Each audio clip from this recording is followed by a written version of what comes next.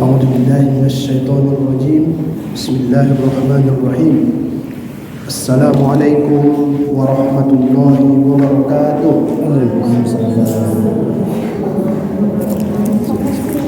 الحمد لله والصلاة والسلام على رسول الله الذي من لا نبي بعده ومن تبع سنته إلى يوم القيامة.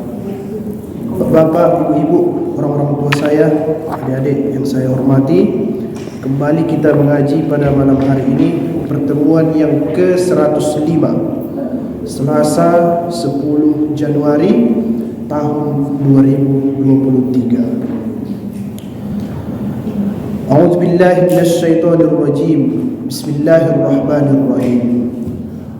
واتبعوا ما تتلو الشياطين على ملك سليمان وما كفر سليمان ولكن الشياطين كفروا يعلمون الناس السحر وما أنزل على الملكين ببابل هاروت وماروت وما يعلمان من أحد حتى يقولا إنما نحن فتنة فلا تكفر فيتعلمون منهما ما يفرقون به بين المرء وزوجه وما هم بضارين به من أحد إلا بإذن الله ويتعلمون ما يضرهم ولا ينفعهم ولقد علموا لمن اشتراه ما له في الآخرة من خلاق ولبئس ما شروا به أنفسهم Lau kanu ya'lamun. Al-Baqarah surah kedua ayat 102. Panjang ya kan Bapak Ibu. Tak tahu kita mau mulai dari mana ini membahasnya. Ini pertemuan kedua di ayat yang sama. Kemarin sampai Bibabila Haruta wa Marut. Nah, sampai di situ kajian kita tentang sihir yang diajarkan oleh konon dua malaikat. Tak pasti Harut Marut itu sebagai malaikat, dan sudah kita bahas di minggu yang lalu. Kita tidak ulang lagi, silahkan dibaca makalah yang sudah dibagikan pada malam Rabu yang lalu. Sekarang kita lihat وَمَا يُعَلِّمَانِ مِنْ أَحَدٍ حَتَّى يَقُولَا إِنَّمَا نَحْنُ فِتْنَةٌ فَلَا تَكْفُرْ. Kita mulai dari situ. Sedang keduanya siapa kira-kira itu? Harut dan Marut. Tidak mengajarkan sesuatu, dalam kurung lagi sihir, kepada seorang pun sebelum mengatakan. Maksudnya begini, kami akan ajarkan sihir ini, tapi ada pesan. Apa pesannya? Innama nahnu fitnatun fala takfur. Sesungguhnya kami hanya cobaan bagimu, sebab itu janganlah kamu kafir. Kami akan ajarkan sihir ini, tapi ingat dua hal. Satu, kami ini adalah cobaan, dan yang kedua, kamu jangan kafir. Bersyarat. Misalnya, saya kasih izin, tapi syaratnya ada dua. Saya akan ajarkan sihir, tapi syaratnya ada dua. Satu, ingat kami ini fitnah, cobaan. Dan yang kedua, fala takfur, jangan kamu kafir gara-gara sihir ini. Itulah sebabnya Bapak Ibu, ada terjadi sedikit perbedaan pendapat di kalangan ulama tentang boleh tidaknya belajar sihir itu. Kalau terjamin tidak tergelincir boleh, tapi sedikit sekali ulama yang berpendapat seperti itu. Ustaz Adi Hidayat saya lihat yang bagus menjelaskan itu. Boleh dicek di YouTube nanti penjelasan saya. Buya Yahya juga detail membahas tentang itu. Dan itu saya lihat sumbernya mereka baca dari tafsir Ibnu Katsir atau tafsir Qurtubi Al-Jami' li Ahkamil Quran. Boleh dibaca di situ. Sekarang kita kembali. Ketika ada manusia, siapalah itu kira-kira, tetap kembali ke Yahudi Bani Israel yang hidup di zaman Nabi Sulaiman, bisa jadi yang hidup di zaman Nabi Musa, bisa jadi juga yang hidup di zaman Nabi Muhammad. Itu semua disebut manusia. Tapi karena ceritanya Harut dan Marut, konteksnya Yahudi Bani Israel yang hidup di masa itu, yaitu Nabi Sulaiman alaihissalam. Apa katanya? Kami ini, yang dua ini, Harut dan Marut ini, fitnah. Innama nahnu fitnah. Itu dalam bahasa Indonesia sering keliru saya lihat, atau lebih tepatnya berbeda dalam bahasa Al-Quran. Kita kalau kita sebut fitnah lebih kejam dari pembunuhan. Ada itu ya? Ya. Maksud fitnah di situ apa itu? Menjelekkan orang padahal orangnya tidak begitu. Itu pengertian dalam bahasa Indonesia. Dalam Al-Quran lain maknanya. Di Al-Quran fitnah itu bisa artinya perang. Bisa artinya begitu. Apa akar katanya? Membakar emas supaya tahu kualitasnya. Itu akar katanya. Emas itu kan diambil dari sungai, kemudian apa itu Pak? Diayak itu ya. Nanti muncul butir-butir emasnya. Itu belum laku itu.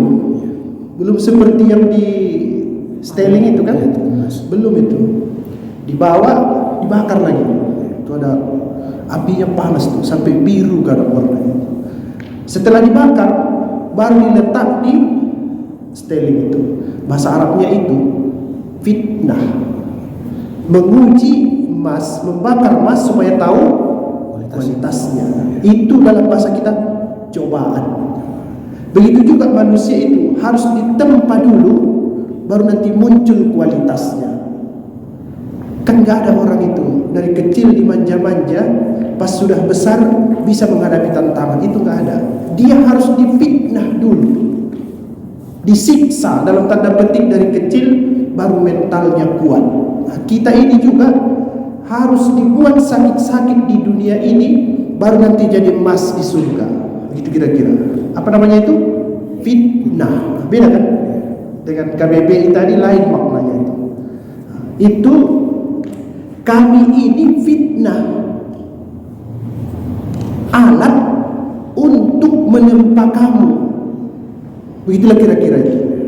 Alat untuk menempa kamu. Apakah kamu beriman kalau kami ajarkan sihir ini? Innama nahnu fitnah. Apa fungsinya kami ini? Fitnatun, menguji ketabahan dan keimanan. Itu fitnah, menguji apa tadi?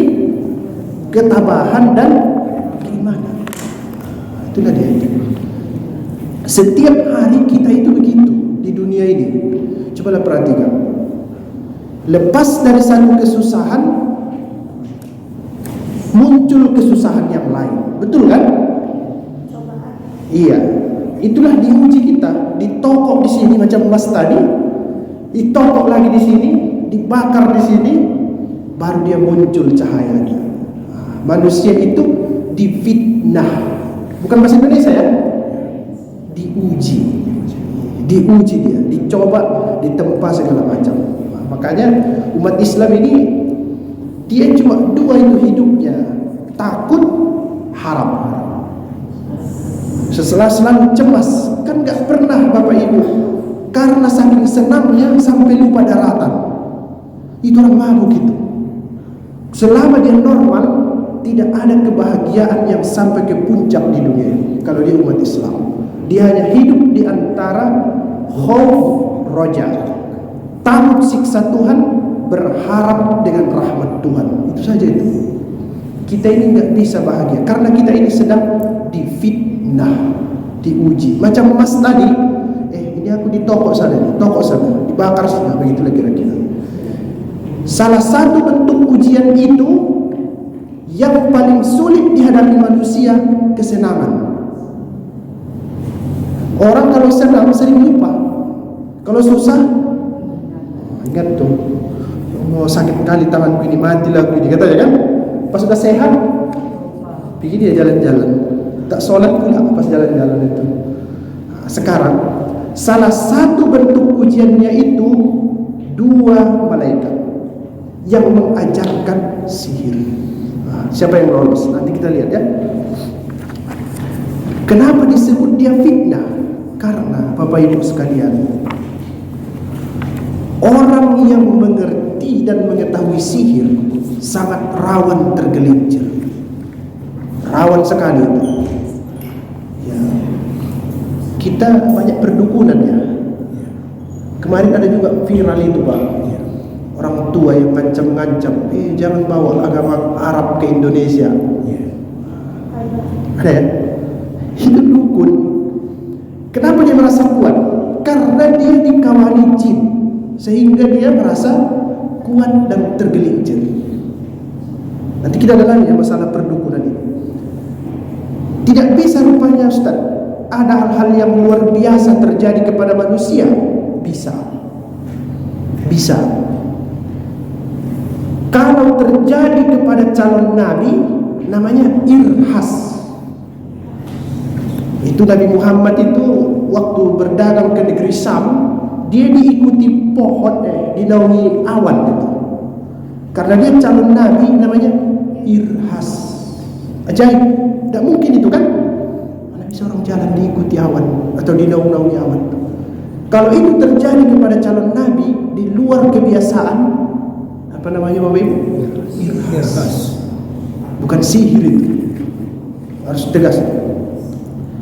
Kalau terjadi kepada nabi yang sudah diangkat, namanya mukjizat. Mukjizat namanya. Banyaklah itu. Misalnya Nabi Musa mukul laut terbelah kan, itu bukan sihir. Apa namanya? Mukjizat. Harus hati-hati juga. Apalagi Nabi Muhammad membelah bulan, itu bukan sihir, karena dia nabi, biarpun dia ajaib, namanya itu mukjizat. Dan seterusnya. Saya tidak jelaskan lagi. Nanti baca kisah Nabi Sulaiman, lebih aneh-aneh lagi tuh. Bicara sama semut. Dia kendaraannya angin. Disuruhnya jin menyelam. Dia bicara dengan burung hudhud. Itu bukan sihir. Apa namanya? Mukjizat. Bisa juga terjadi keajaiban, bukan kepada nabi, bukan kepada calon nabi, tapi kepada orang alim. Namanya karomah, bukan sihir itu. Kemarin saya baru pulang dari Mandailing Natal. Saya berhenti di kuburan Tuan Syekh Waramais. Oh, bayangkan tuh. Ada kisahnya. Dia pangkas di pesantrennya, di Mekah ada kebakaran. Pas orang yang di Mekah pulang, dia cerita, saya lihat Tuan Guru Waramais ikut memadamkan api di Makkah tanggal sekian jam sekian. Datang tukang pangkas, tidak, saya lagi pangkas beliau jam segitu. Bayangkan itu. Apa namanya itu Pak? Karomah. Bukan sihir itu karomah. Dulu di Mustafawiyah itu, tuan-tuan syekhnya itu kalau jalan hujan deras, dia gak kena hujan. Pakai jas, muridnya kena hujan Pak. Muridnya ikut 20 di belakang, dia jalan, dia gak kena hujan. Di luar kebiasaan. Apa namanya?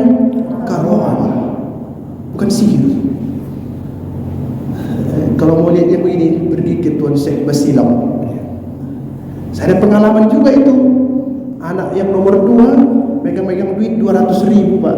Tak tahu mamanya. Tiba-tiba dimasukkannya ke kotak infak itu 100.000. Mulai dari naik mobil sampai ke rumah habis direpeti mama. Kenapa begini. Sampai di Islamic Center jam 9 malam saya ditelepon orang ngasih duit 1 juta. Saya pikir kok bisa begini. Habis itu Pak, diam mamanya langsung. Saya percaya yang begitu-gitu itu. Selama yang terjadi itu kepada orang yang sholat 5 waktu. Bukan sihir, tapi apa namanya? Karomah. Ada lagi yang ajaib. Dulu ada pesantren di Padang Lawas Utara terbakar. Pondok-pondok kan di sana itu ada ya, pondok-pondok kecil itu. Syekh Daud Ahmad, ayahnya Ahmad Daud, terbakar. Di sebelah sana itu tempat nenek-nenek orang yang tarekat itu. Sebelah sini anak sekolah. Terbakar yang di sana Pak. Selamat nenek-nenek yang selama ini nggak bisa jalan. Kok bisa? Kalau ditolong Tuhan dalam keadaan kepepet namanya ma'unah. Beda ya. Artis ada juga itu kecelakaan mobil yang meninggal orang dewasa, yang selamat anaknya, anak kecil. Itu nggak masuk akal. Yang bisa lari siapa? Yang kecil atau yang besar? Besar, tapi yang selamat anak kecil. Ma'unah itu keajaiban yang terjadi. Apakah Bapak Ibu pernah mengalaminya? Wallahu a'lam. Pas terjepit selamat. Apa namanya? Ma'unah. Itulah dia intinya. Terjepit selamat. Ma'unah. Yang terakhir, yang terjadi orangnya tak sholat, mungkin tak beriman, tapi bisa terbang ke atas atap rumah. Namanya sihir.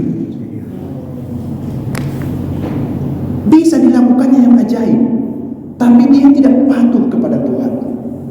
Apa namanya Bapak Ibu? Sihir. Awas tertipu yang begitu-gitu itu. Tapi itu bukan irhas, bukan jijat, bukan karomah, bukan ma'unah, tapi itu adalah sihir. Sihir. Itu Tuan Syekh Besilam. Setiap dia jalan kemana-mana, perempuan tertarik sama dia. Dia rajin sholat dan wali Allah. Tapi ada orang gak pernah sholat, banyak perempuan suka. Sihir, pelet. Nanti saya jelaskan lebih jauh. Ada ilmu pelet itu. Hati-hatilah, adik-adik hati-hati. Tapi kalau kamu menghafal, insya Allah selamat. Selamat itu. Jadi, kalau kita ada problem yang gaib, satu, pergi dulu ke dokter. Pergi dulu ke dokter. Misalnya saya sakit-sakit punggung saya ini, pergi dulu ke dokter. Kalau kata dokternya sulit, jangan pergi ke dukun, nanti dia main sihir. Pergi kemana? Ustadz yang ahli ruqyah. Pergi ke situ. Yang jadi dukun ini, dia berkawan dengan jin yang jahat. Namanya setan. Sudah pernah jelaskan di sini kan? Manusia kalau jahat namanya setan. Jin juga kalau jahat namanya setan. Kalau ketemu orang yang gak sholat dengan jin kafir, lengkap tuh. Dua setan ketemu, itulah dia dukun. Jangan pergi ke situ, ditambah-tambahin itu nanti. Pergilah ke ahli ruqyah. Nah, sekarang kita lihat, masih banyak gak di negara kita ini? Banyak sekali itu. Saya perhatikan contoh-contoh. Bukan cuma di kampung-kampung, di kota-kota pun sihir ini masih banyak. Banyak sekali. Kalau di Jawa, terutama di Banten dan Banyuwangi itu, mereka sebut istilahnya santet. Pernah dengar istilah itu ya? Disantet katanya. Disantet. Sihir itu maksudnya. Tapi itu yang digunakan masyarakat lokal di Banten dan Banyuwangi. Santet. Mohon maaf ya kalau ada orang Banten di sini. Ini cuma kajian aja. Kalau di Papua disebut namanya nama Suwangi. Ya, mereka sebut begitu. Sihir sama juga itu, sihir. Di Sumatera Barat Puntianak. Kalau itu Palasik ya. Ya, Palasik itu. Di Bali Teluh. Ini pernah agak populer di bahasanya. Teluh. Panjangnya itu Teluh Terang Jana. Itu sebut tuh. Ada lagi yang tidak populer, Sogra. Kalau kita Pak apa Pak? Di Mandailing ini. Saya enggak. Bayodatu. Bukan jam. Pernah dengar? Kami Bayodatu namanya. Nah itu. Untuk menamai pelakunya, masyarakat Indonesia juga ada istilah. Kadang disebut orang pintar. Pernah dengar itu? Ayo ke orang pintar katanya. Iya kan? Yang datang berarti bodoh. Dukun itu. Itulah sihir itu. Istilah yang sangat populer, dukun. Dukun. Ini yang paling sering dipakai di Indonesia. Tapi ada pula dukun beranak. Dukun beranak ini saya kurang paham. Apakah hanya mengurus ibu yang melahirkan atau ada juga sihirnya? Kurang tahu juga saya. Tapi selalu dikasih gelang anak itu atau kalung, nanti ada kerang dicampur di situ. Saya kurang tahu juga itu Pak. Isi-isinya itu saya kurang paham. Tapi yang jelas salin batu. Iya, itulah anti palasik katanya. Anti palasik itu kan. Jadi saya tanya kenapa dibuat? Itu kan Ustaz, bukan syirik. Tuhan yang menentukan. Saya tanya, kalau Tuhan yang menentukan, apa yang ditaruh itu? Oh ya pula katanya.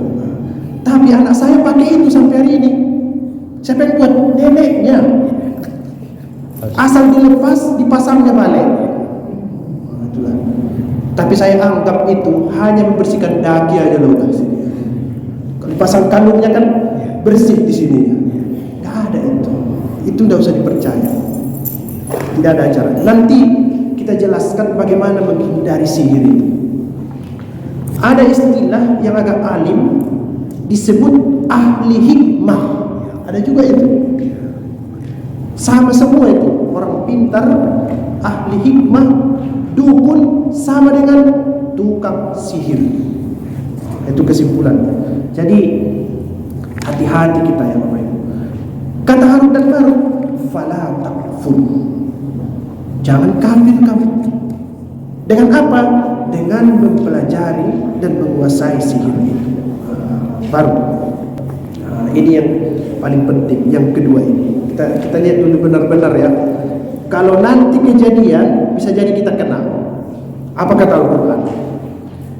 Mereka, siapa tadi Pak? Yahudi Bani Israel. Kita bisa juga mempelajari dari dua malaikat itu apa yang dengan sihir itu mereka dapat menceraikan antara seseorang dengan pasangannya.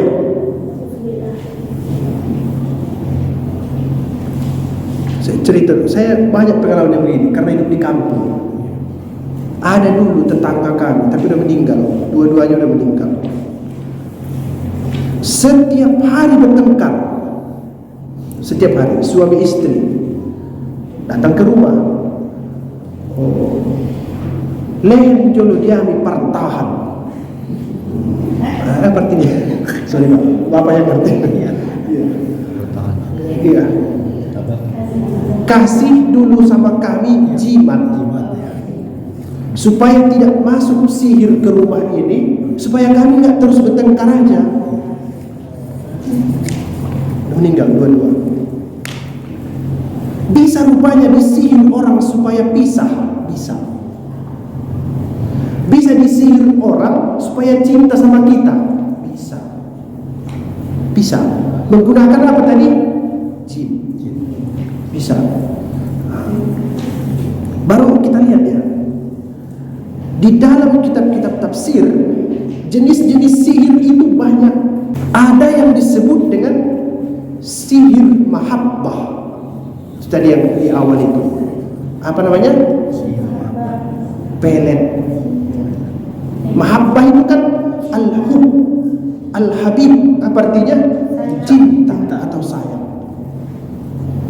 Sihir mahabbah.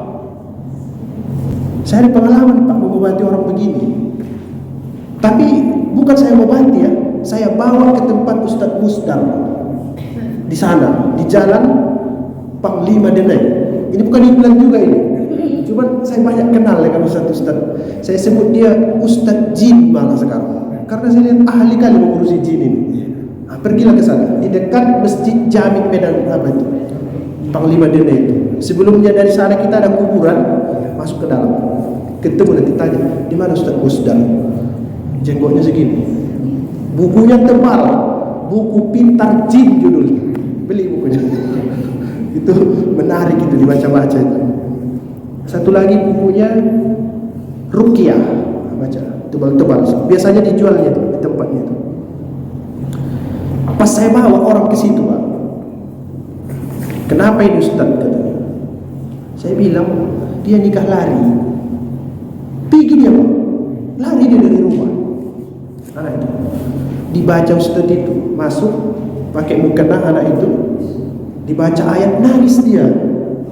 Yang korban ini nangis. Pas udah keluar saya tanya, kenapa nangis? Saya lihat laki-laki yang saya sukai itu mati katanya. Saya bilang baguslah itu.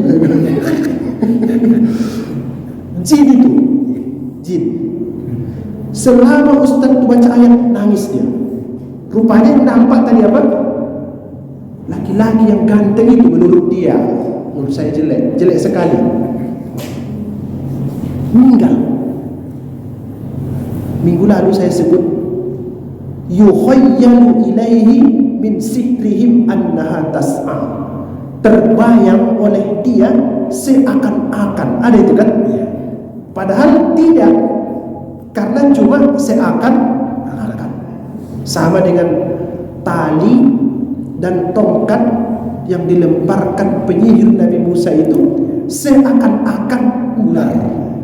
Ini juga seakan-akan laki-laki itu ganteng. Bukan pasti, tapi seakan-akan. Kenapa itu? Zayyana lahumus syaitanu a'malahum, kata Al-Quran. Dihiasi oleh setan seolah-olah itu indah yang dikerjakannya itu. Pernah mengalami itu, adik-adik? Belum ya? Hati-hati. Ada itu dalam ajaran kita. Apa namanya? Sihir mahabbah. Apa obatnya Ustaz?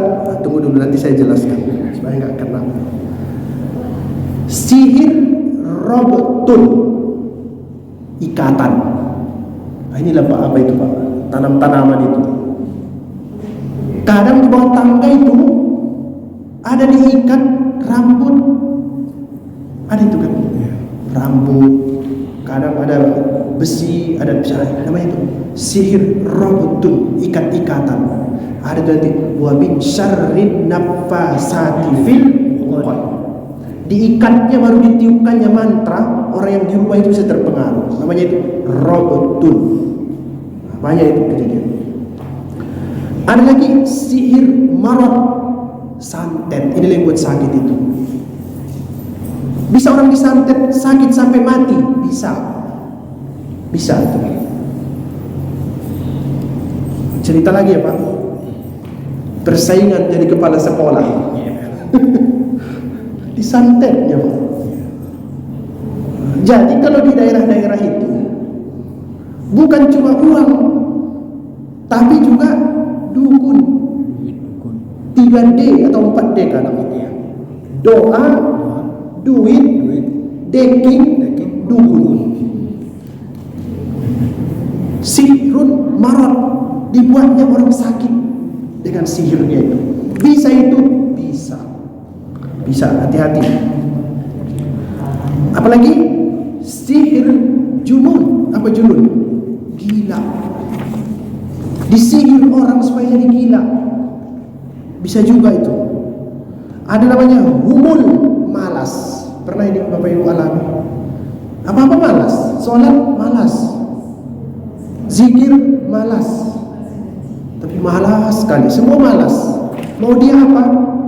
Jadi kaum rebahan. Apa itu kaum rebahan? Nah, ini milenial tahu itu. Tidur aja kerjanya. Tak pernah sholat. Hati-hati, bisa jadi ada jin di situ. Tapi kita ruqyah. Namanya itu humul. Itu namanya. Ada nazib, pendarahan. Ada itu orang kena sihir, muntah-muntah. Pernah itu? Muntah-muntah, yang keluar bisa jarum. Pernah ada kejadian itu. Jarum dan macam-macam. Namanya itu sihir nazib, pendarahan.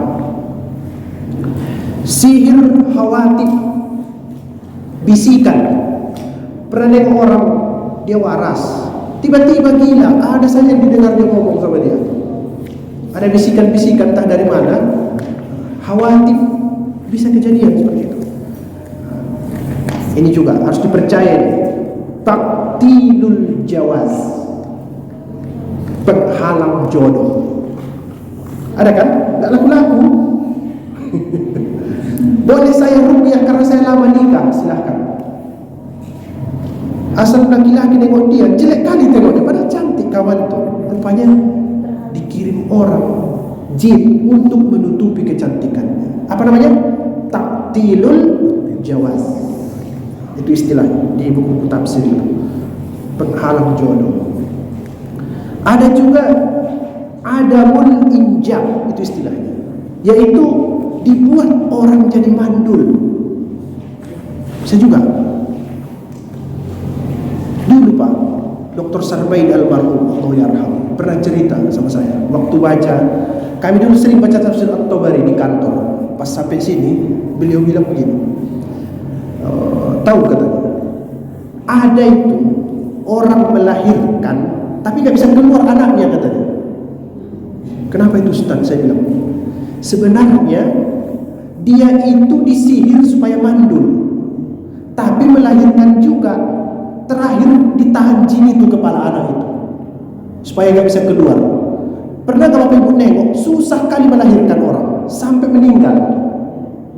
Itu bisa jadi, kata beliau, oh ya Dr. Sarba ini kena sihir. Apa namanya tadi itu? Adamul injam. Saya ingat itu zaman beliau itu.